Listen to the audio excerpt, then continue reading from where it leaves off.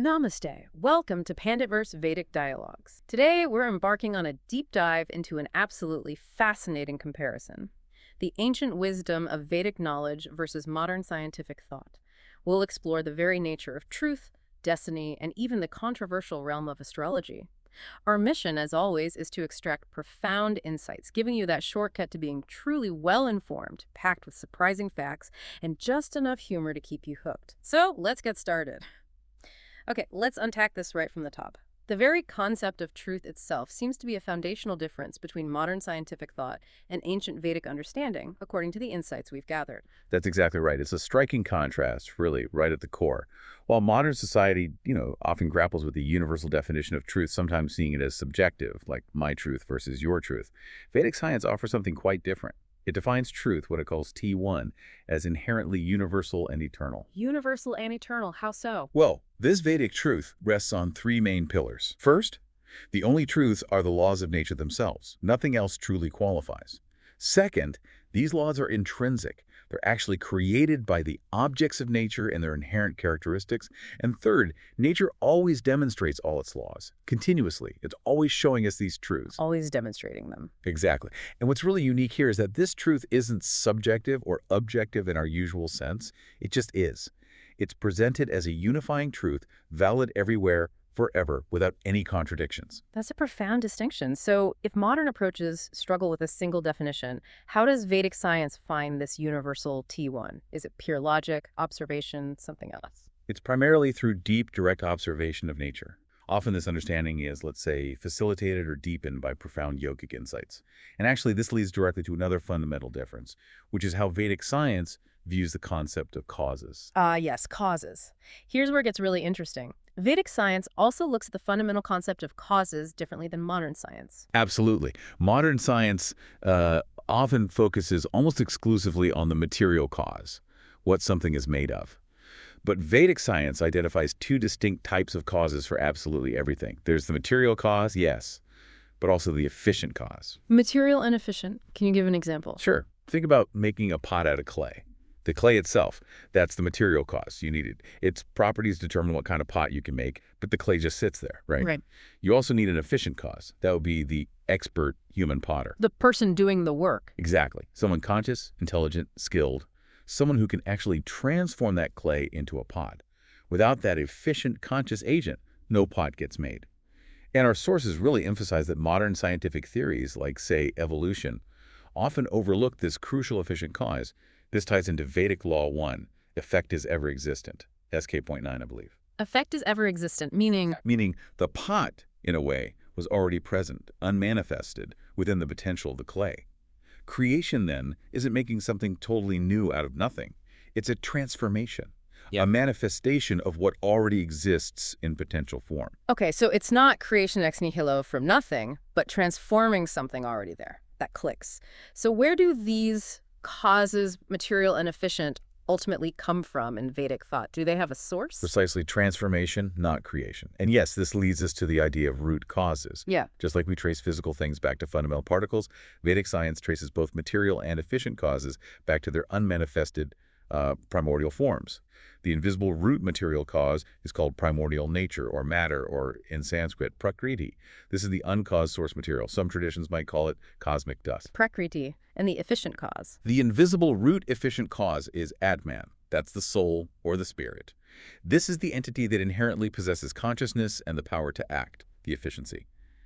And Vedic Law 2, from SK 1516, states, the unmanifested cause exists eternally, meaning these root causes, Prakriti and Atman, they don't have a cause, they are eternal. Eternal and uncaused. Yes, and Prakriti itself is described as having three fundamental qualities, or gunas. There's Satya, purity, knowledge, illumination; Tamas, inertia, darkness, ignorance; and Rajas, activity, energy, change. Think of them maybe like, RGB colors. They combine in infinite ways to create the continuous variety we see in the universe, including yogic powers. All right, hold on. Prepare yourselves, everyone, because this next concept from Vedic science is truly mind-bending: the destiny law. Our sources suggest this isn't just a law, but the highest level, most powerful law of nature. And it's apparently echoed in the Bible and other religions too. It is indeed central. The destiny law, as presented, has two core aspects. First, all events in the universe, and that includes every single moment in our individual lives, are predetermined, already planned out in meticulous detail. Everything. Predetermined. Everything. And second, and this is the part that's truly remarkable, all these events can be precisely predicted, moment by moment. But not just by anyone. By a high-level yogi, someone possessing the power of the third eye. Wow, okay. A pre-planned universe that profoundly challenges our fundamental idea of choice, doesn't it? If everything is already set, what does that mean for, deciding what to have for breakfast? It seems to imply, well, no free will. It absolutely does. The implication is immediate and quite direct. Since all our actions have reasons that precede them, we never do anything without some reason, conscious or unconscious. We don't actually possess free will in the present moment. Our current actions are effectively controlled by this continuous chain of past causes and their effects unfolding. So even when I feel like I'm weighing options, That process of weighing options, that mental analysis itself is guided, moment by moment, according to this view. It's part of the predetermined sequence. It's a bit like Newton's action-reaction law, but maybe with a time gap. Or the cell reap idea found in many traditions. It's a continuous unfolding. is there any sort of evidence presented for this No. beyond the philosophical argument? Well, the sources offer a compelling example, an observation really. Yeah. It involves a yogi from India who visited a research institute in the U.S. back in the early 70s.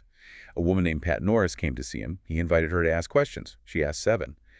Then the yogi picked up a paper that was already on his desk, turned it over, and gave it to her. Uh-huh. On that paper Mm. were all 7 of her questions already written down, along with their answers. Pat apparently confirmed most were correct. An astonishing demonstration, if accurate, suggesting life's moment-by-moment predictability. That's it. Yeah, that's incredible. So it's not just a theory. Our sources describe a mechanism behind this predetermined reality. They do. It's described as the memory in the universe, often called the Akashic record. The idea is that everything past, present, future is already written in this universal memory, permanently. Protected by the law of conservation, nothing is lost.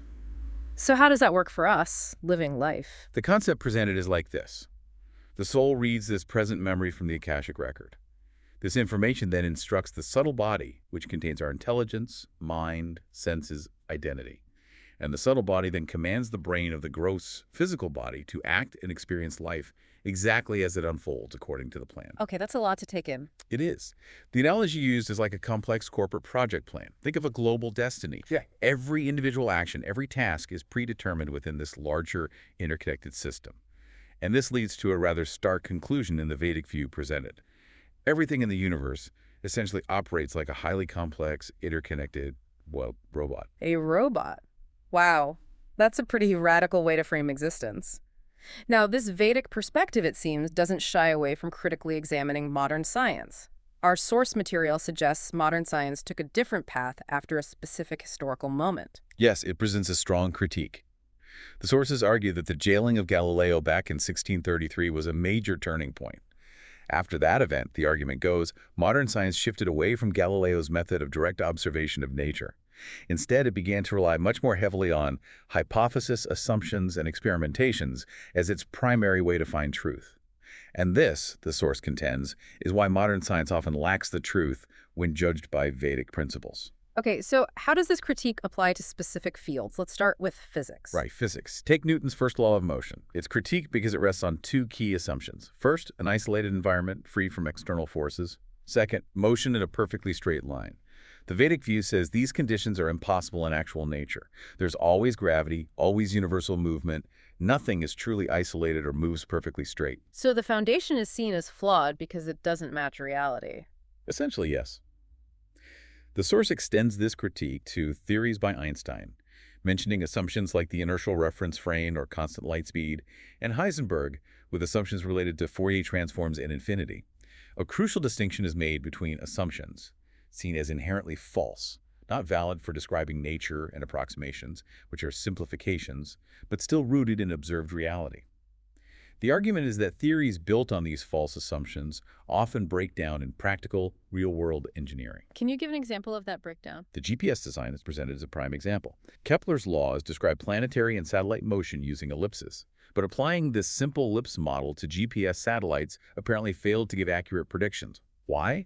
Because the assumption of a simple ellipse doesn't account for the incredibly complex continuous movements of the Earth, Sun, Moon, the whole galaxy. Everything is constantly shifting. So the simple model wasn't good enough. Right. According to the source, engineers couldn't make the theory work reliably. They had to resort to continuous measurements from ground stations and apply constant corrections described as patches and kludges.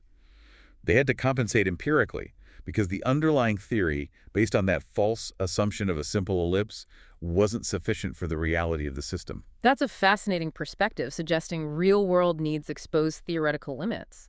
Does this critique carry over into, say, mathematics, the language of science itself? It absolutely does. In mathematics, the source makes a very bold claim.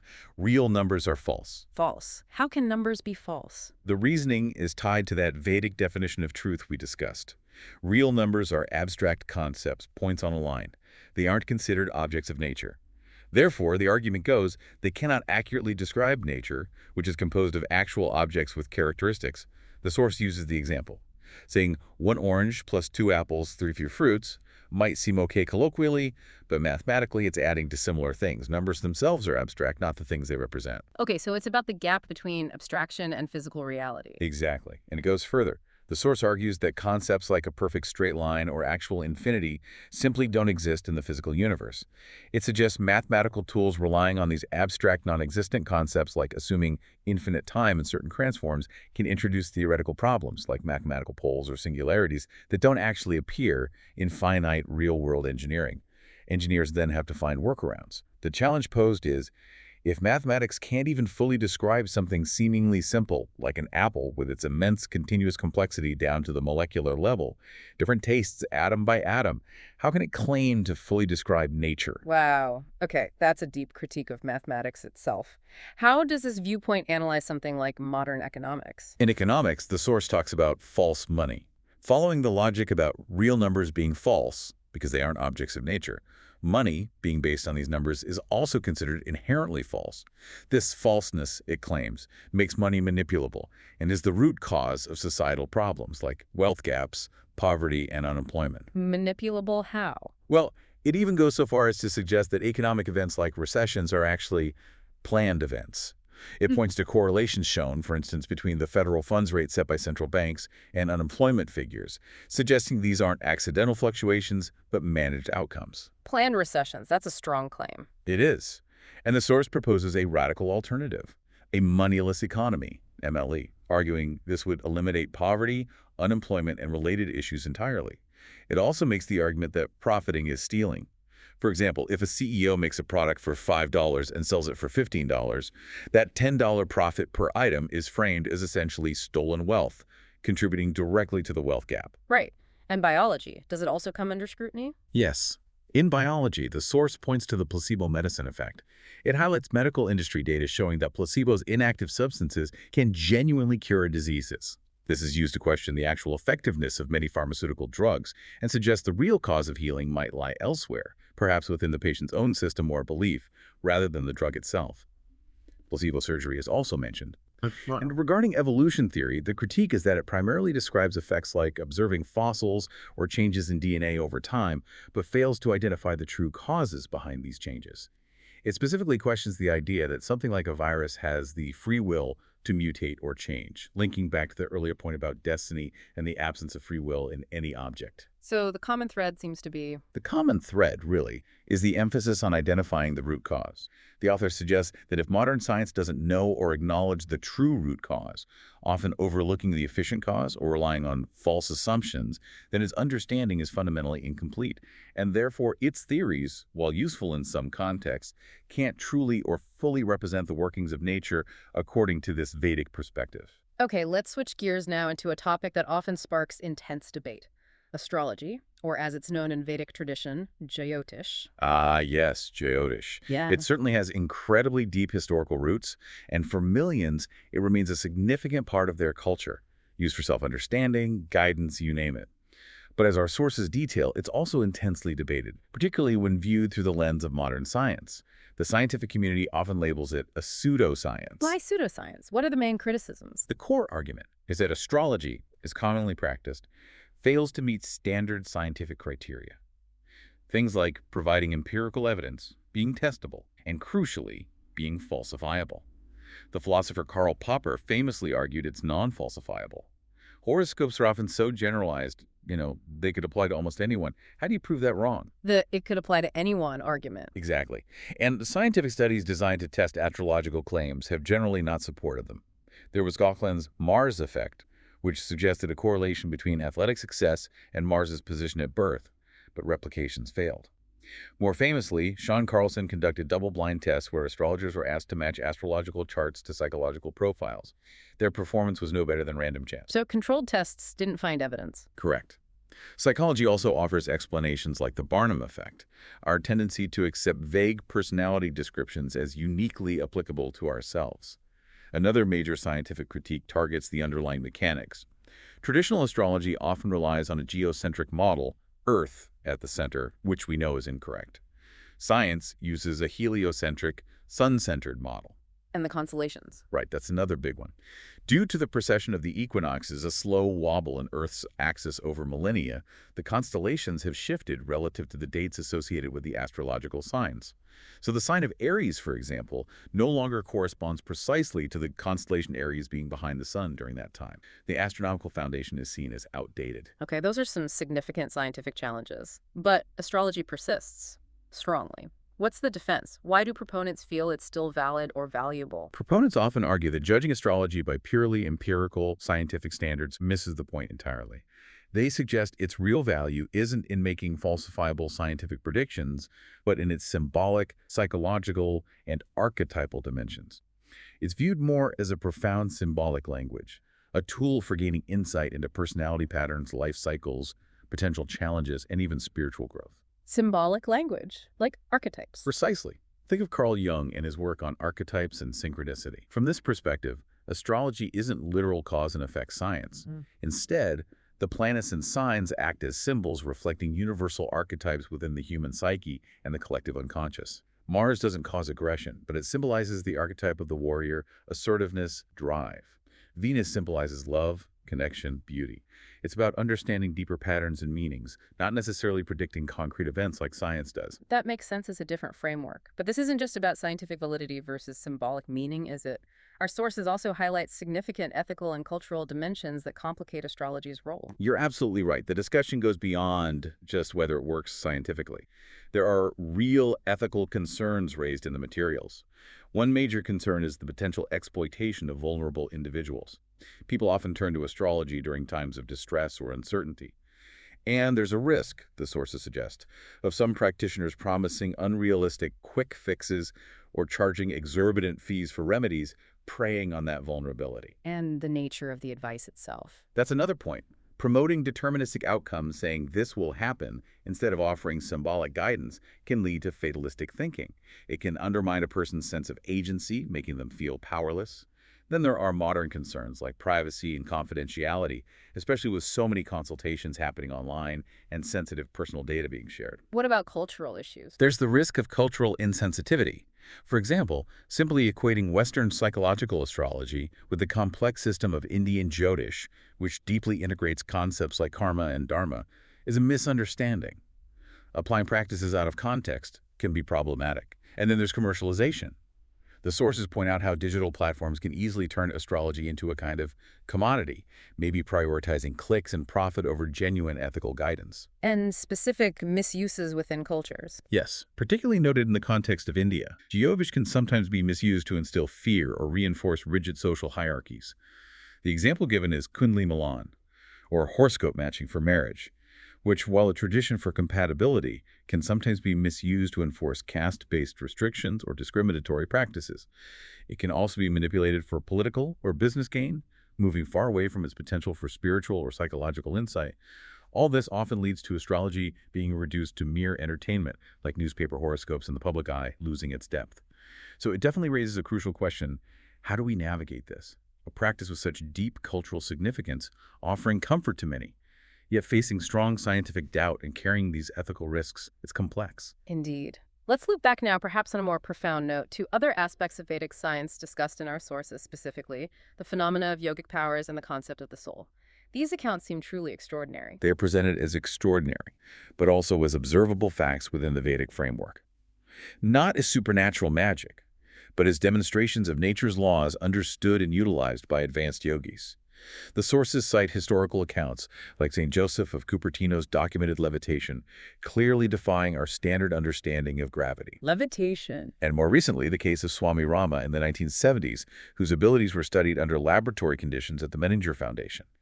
He demonstrated remarkable control, differentially controlling parts of his heart, speeding up or slowing down sections independently, making T waves taller than R waves, which doctors thought impossible. He reportedly could also create and dissolve a small tumor or nodule at will, consciously change the temperature of different parts of his palm by several degrees, change their color, and even demonstrated a kind of transparency to camera photography under certain conditions. Scientifically tested control over autonomic functions. Incredible.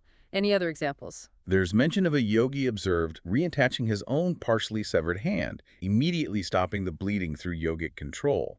And interestingly, the sources draw parallels to accounts of UFO ET phenomena.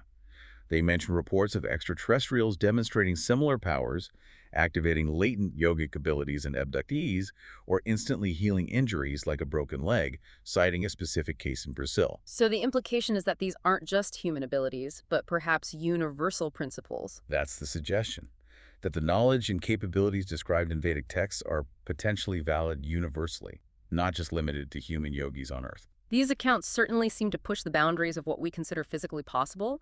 How do these sources connect this back to the fundamental nature of existence, maybe even redefining creation itself? They connected through Vedic Law 3 from SK21. It states, roughly, nature exhibits itself to the soul. The soul wants to enjoy nature, learn from it, and ultimately achieve emancipation or liberation. Therefore, matter, prakriti, and the soul, atman, join together.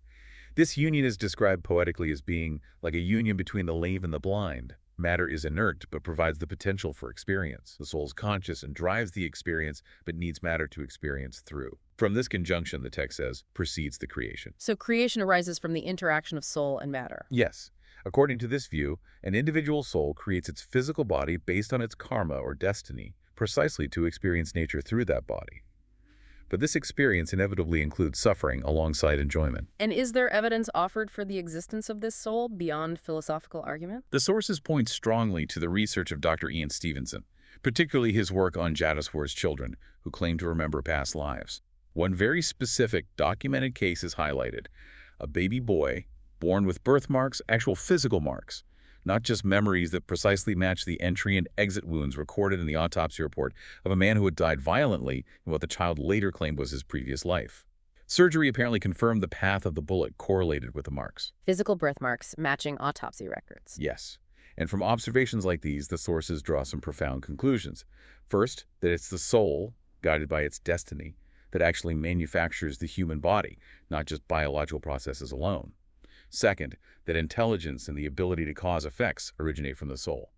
Third, the soul controls all bodily activities, potentially even influencing the genetic code. And finally, that physical changes observed over time, like in the fossil record, cannot be fully explained by standard evolution theory alone, but require considering the influence and power of the soul adapting through different forms. This emphasis on the soul leads to another unique perspective mentioned in the sources, doesn't it, regarding the concept of God? It does. It presents a perspective labeled no God, which needs careful understanding. It argues that figures like Brahma, the creator, Vishnu, the preserver, and Shiva, the destroyer, in Hinduism, are understood not as ultimate creators in an absolute sense, but as extremely high-level yogis possessing immense powers. However, even they are considered to be guided by the overarching global destiny, just like everyone else.